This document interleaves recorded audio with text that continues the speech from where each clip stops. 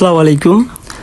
গত ভিডিওতে আপনাদেরকে বলেছিলাম এবং দেখিয়েছিলাম যে আমার পাখিগুলো যে রয়েছে বাসার মধ্যে সেগুলোর জন্য আর কি একটা রুম তৈরি করব, কারণ সেগুলো আমার বাসায় থাকলেও সেগুলোকে সেভাবে রাখার জায়গা হচ্ছিল না, যার কারণে আমি একটা রুম তৈরি করতে চেয়েছিলাম। যেহেতু আমি অনেক বার্ড রেস্কিউ করি, তো সব কিছু ওভারঅল মিলিয়ে আমার একটা রুমের প্রয়োজন ছিল।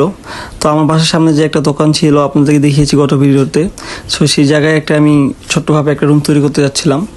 তো আল্লাহর অশেষ রহমতে আমার ছোট থেকে স্বপ্ন ছিল যে আমি একটা পাখিদের জন্য রুম তৈরি করব এবং একটা এভিয়ারি সাজাবো। তো আল্লাহ হয়তো এতদিন পর আমার স্বপ্ন পূরণ করার সেই শক্তিটুকু জুগিয়েছে। আল্লাহর অশেষ রহমতে এই জন্য আল্লাহর কাছে লাখ কোটি শুকরিয়া। তো আমি রুমটা তৈরি করার জন্য আর কি যে সকল জিনিসগুলো প্রয়োজন ছিল, তো সেগুলো কালেক্ট করতেছিলাম আর কি।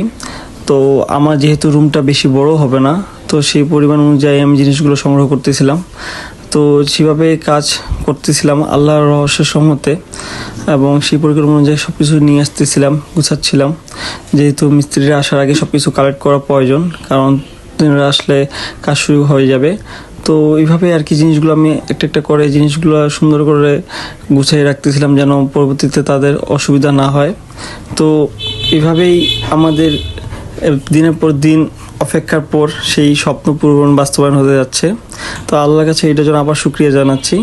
আল্লাহ যেন আমার এই রুমের মধ্যে পাখির যে কাজটা শুরু করেছি এটার মধ্যে বারাকা দান করে, এবং অশেষ রহমতে আমি কাজটা আল্লাহর কাছে শুকরিয়া করি যে কাজটা সুন্দরভাবে শুরু করতে পেরেছি এবং চলছে কাজটা এখনও।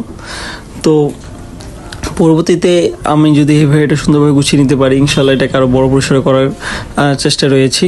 তো আপনারা সকলে আমার জন্য দোয়া রাখবেন যেন আমি কাজটা সুন্দরভাবে শেষ করতে পারি এবং সুন্দরভাবে জিনিসগুলো পরিকল্পনা করতে পারি এবং আপনার সামনে তুলে ধরতে পারি।